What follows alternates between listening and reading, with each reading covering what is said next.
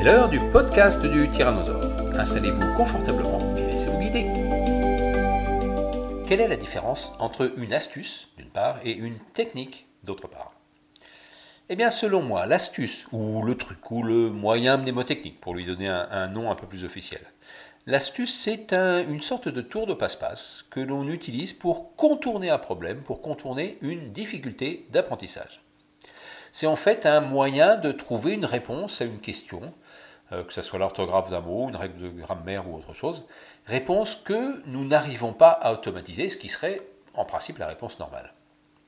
La technique, au contraire, c'est le moyen de réaliser cet apprentissage et d'automatiser la réponse à apporter au problème donné et, pour le coup, de ne plus avoir besoin d'astuces ou de trucs ou de moyens mnémotechniques pour trouver la bonne réponse. Un exemple très simple, la question du A accent grave. Est-ce qu'on met un accent grave sur le A ou pas? Alors, ce moyen mnémotechnique, ce truc, vous l'avez déjà tous fait, on l'a tous fait, ça va être de remplacer le A par avait. Je vais à la piscine, est-ce que je mets un accent? Je vais avec la piscine, oh, ça ne marche pas très bien comme ça, donc je vais à la piscine, eh bien, il faut mettre un A accent grave dans je vais à la piscine. Bon. Il y a pour moi deux problèmes majeurs à l'utilisation des trucs et des astuces. Le premier est qu'il faut toujours réfléchir. À chaque fois que l'on rencontre le problème en question, je vais à la piscine, nous devons consacrer du temps et de l'énergie pour lui trouver sa solution. Je vais à la piscine, je vais avec la piscine, à la piscine, avec la piscine. Et le deuxième problème, c'est qu'il y a autant de trucs et d'astuces à mémoriser qu'il y a de difficultés linguistiques. Pour chaque mot à maîtriser, pour chaque table de multiplication, pour chaque règle de grammaire, pour chaque exception des règles de grammaire, eh bien, il faut trouver une astuce, il faut trouver un moyen mnémotechnique qui va bien. Et pire que ça, il arrive que pour deux problèmes similaires, le moyen mnémotechnique à utiliser emprunte une logique qui est parfois diamétralement opposée. Enfin bref, il y a de quoi être vraiment confus et de se tromper d'astuce, qui pour le coup serait vraiment dommage.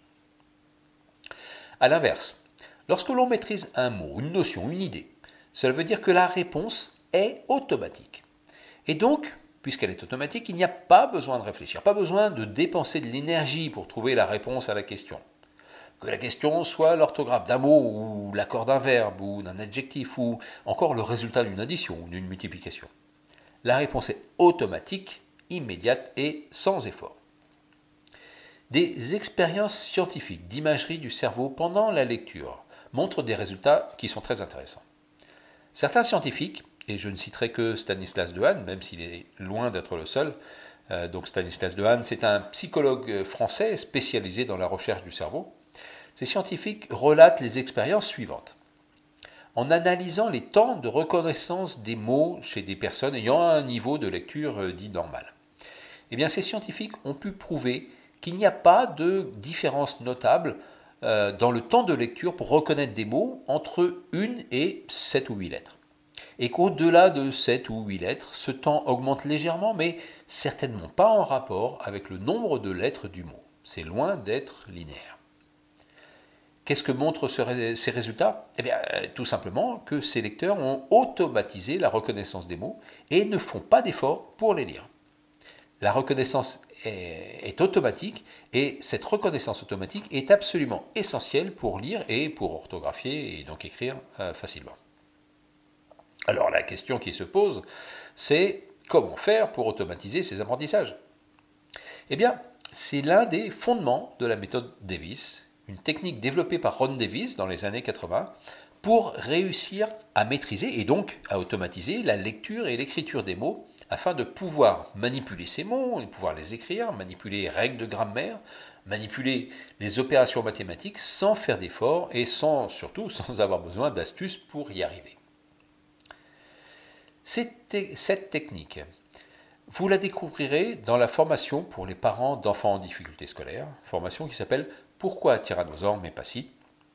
Vous y découvrirez comment montrer à votre enfant des techniques d'apprentissage pour qu'il ou elle puisse intégrer les règles, puisse intégrer les mots et appliquer ces mots, écrire ces mots et les lire de façon automatique et rapide. Je vais à la piscine. L'enfant repère automatiquement dans sa banque d'images celle qui correspond au sens demandé et il écrit le mot correct sans avoir besoin d'y consacrer ni trop de temps ni trop d'énergie. Et un autre bon côté de cette technique, c'est que la même technique, la même façon d'aborder les mots, d'aborder les idées et les règles et tout ça, cette même technique se décline sur tous les sujets de problèmes que l'on peut rencontrer en lisant, en écrivant, en faisant ses devoirs, en allant à l'école, etc. Ça peut être de la grammaire, ça peut être de l'orthographe, ça peut être de l'histoire, de la géographie, des mathématiques, des sciences, etc., etc. La même technique est utilisable pour tous nos apprentissages et aussi quand on fait de la lecture simplement pour le plaisir. Et je vous rassure, ces techniques sont accessibles à toutes et à tous. Ces techniques sont simples à mettre en œuvre et avec ces techniques, vous avez des premiers résultats qui sont très rapides. Alors, si vous voulez en savoir plus, suivez-moi sur le site www.pourquoi-tyrannosaure-mais-pas-si.com, pourquoi-tyrannosaure-mais-pas-si.com.